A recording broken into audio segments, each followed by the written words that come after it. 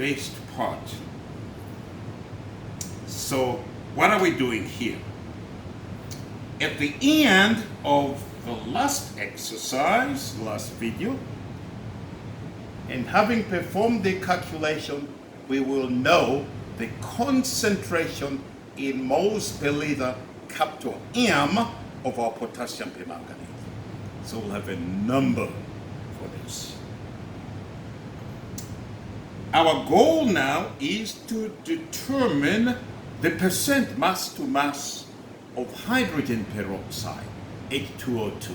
This is more or less like the H2O2 that you can buy from a pharmacy or grocery store. So how are we going to do that? Well, we'll perform a reaction between the two of them. We'll get to the end point. We know what the balanced chemical equation is. It's given in the write-up as equation number 2. No, equation number 3. Essentially says you need 2 moles of the permanganate to react with 5 moles of the hydrogen peroxide. You need some sulfuric acid also to uptake the O's from the permanganate. So that is then our balanced reaction, balanced chemical equation. 2 of the permanganates, 5 of the hydrogen peroxide. So if we react them on a mass basis, we will know the mass that we put in of this. We will also know the mass that we started with of the hydrogen peroxide. But it turns out that for this, we know the moles per liter, and so in order to be able to go to a fully mass-based approach, we need to determine the density of this solution. So that's our first step. Let's go into the weighing balance and determine the density.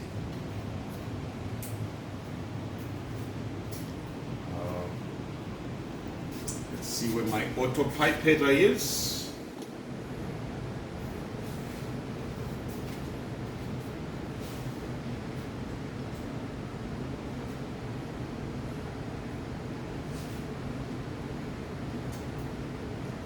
All right, and the way we're going to do it is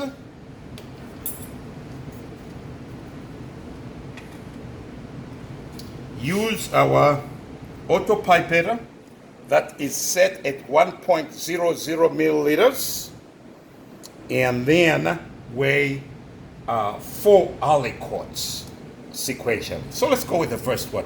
Go to the first resistance point. Draw up the solution slowly.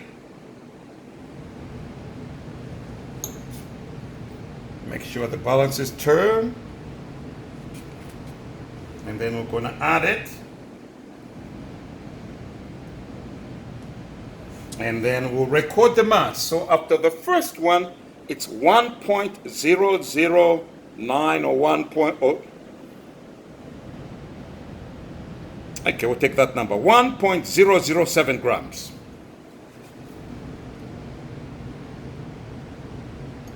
On to the second one.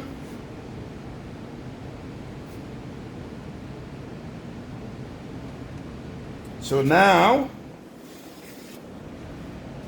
we're putting 2 aliquots so we can find the density by taking this number divided by 2, because we put in 2.00 milliliters of the solution, and we'll do it 4 times, so make sure we get a good average value.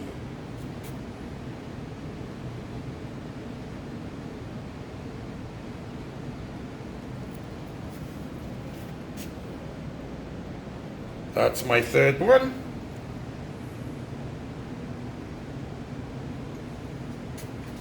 And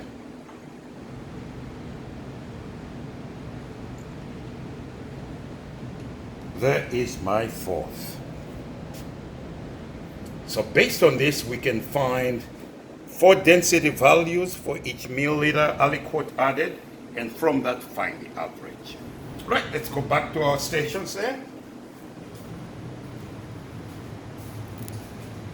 Next, the system calls for 1 gram of the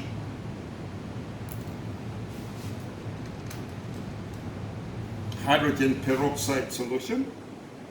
And I'm going to just use an pipette. The density is pretty close to 1. And we need to know the exact mass. So I'm going to take this. Come back to the station here. Remove my potassium permanganate that I'll dispose of later on. Get my hydrogen peroxide. We're looking for about 1 gram. All we need to know is the exact mass. So put this in there. Tell the balance. And I could try adding, but I'll just use the Autopiper.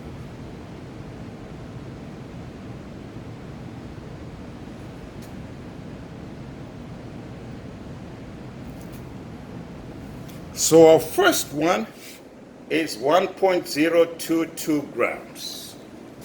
That's our first one. We're going to use that for the trial run. Go to the next one. We're looking for a mass around 1. We need to know the exact number.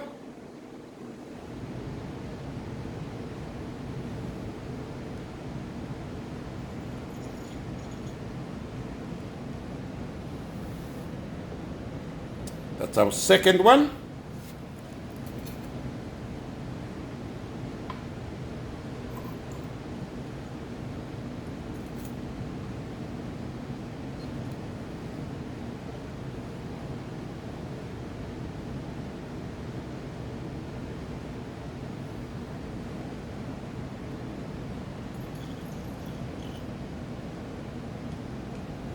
And there is our third one.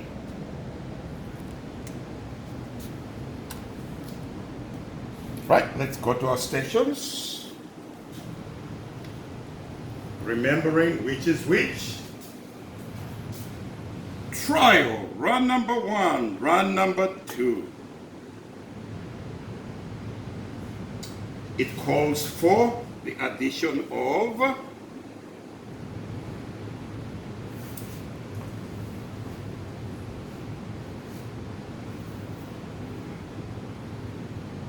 about 10 milliliters of sulfuric acid.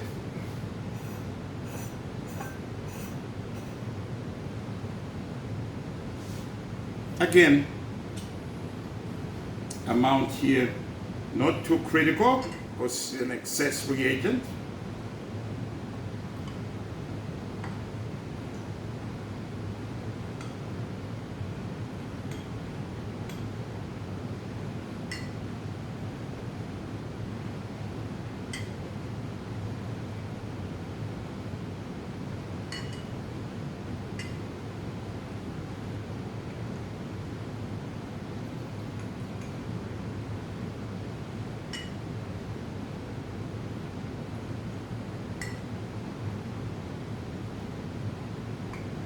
About 10 milliliters.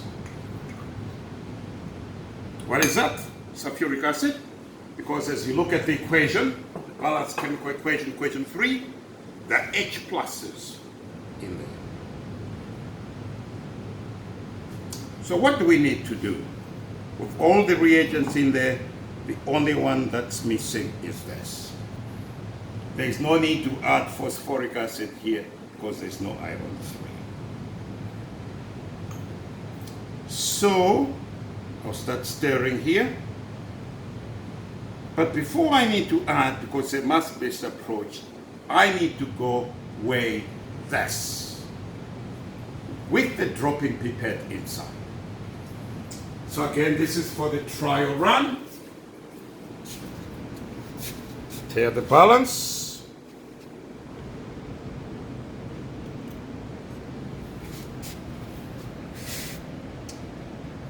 131.160 grams. I'll take that. Go back to the station and start adding. Now, For the first one, it's a trial run.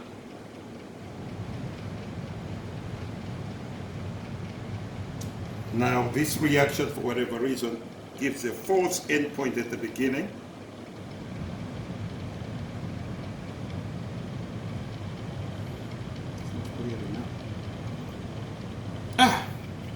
Now, did you see that? Kind of weird, but I don't know why that happens, but it does. So it looks like, hey, I'm already at the endpoint you're studying and I'm already done. Come on. No.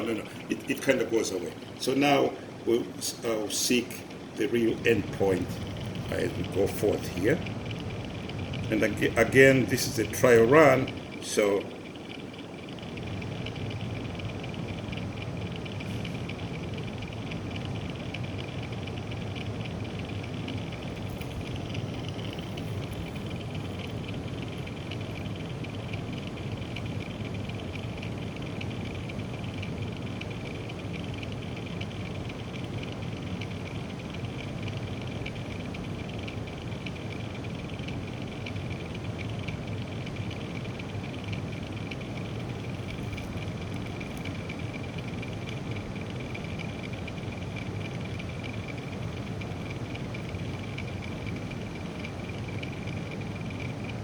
we're getting close.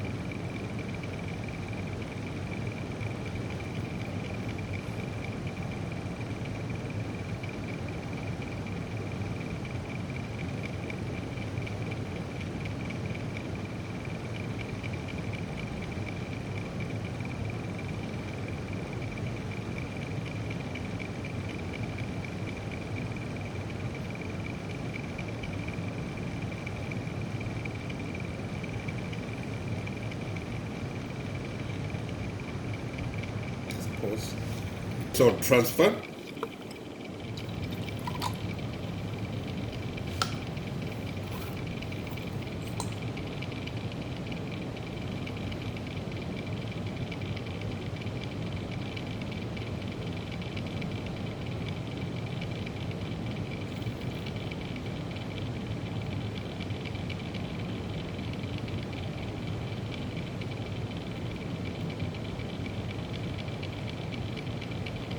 There we go. So, we're now gonna go to the weighing station. It was 131 point something. You guys can go back and read.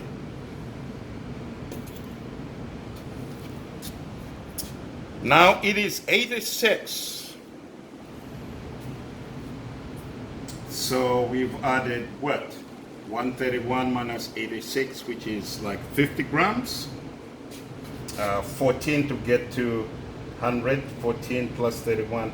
So sort of you can do the real subtraction, sort of certainly above 40. So we know we need to add at least 40 grams of the potassium permanganate solution. Now, before we go on, we need to make sure we have enough potassium permanganate for the real runs.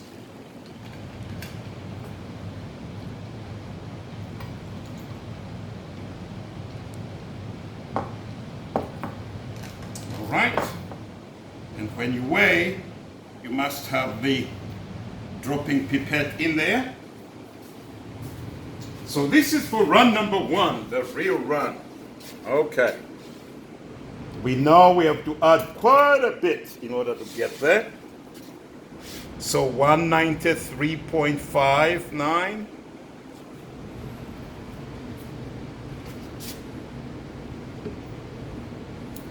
And so in this case, if we subtract 40, we know we can go to 153 without exceeding the endpoint. So I'm going to bring my solution here to the balance just to make it easier. And I'm going to start just pumping it in.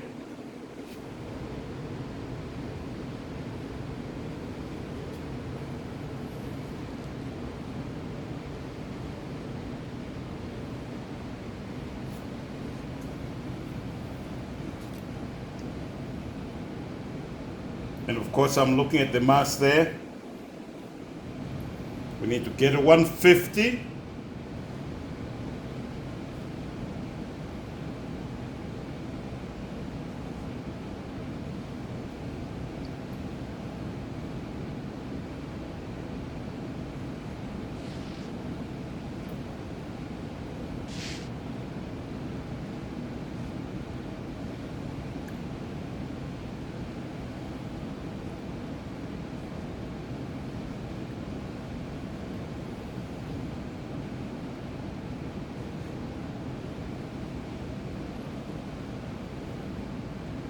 All right.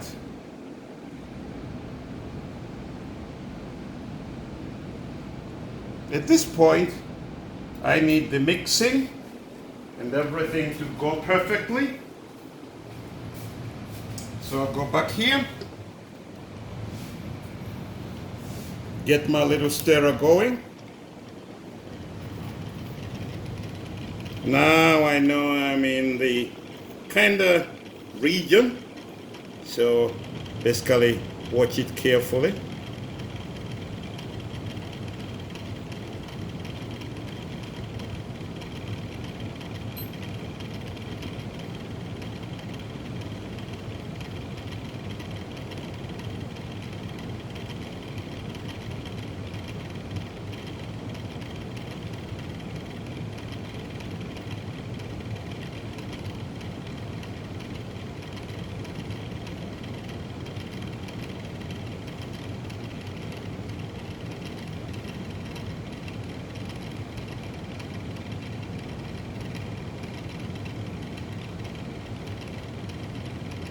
Patience.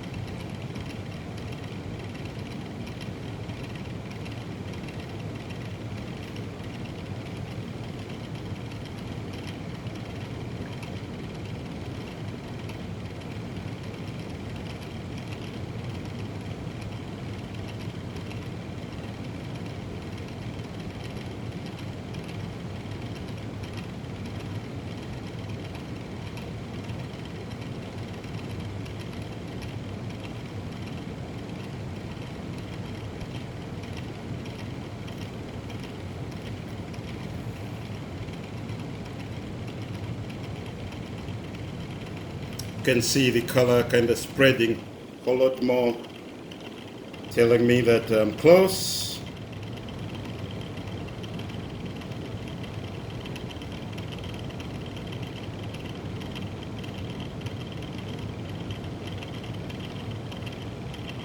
Maybe one more drop. There we go.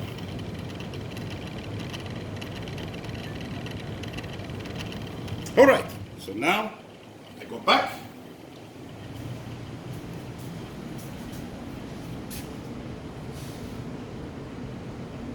And weigh that.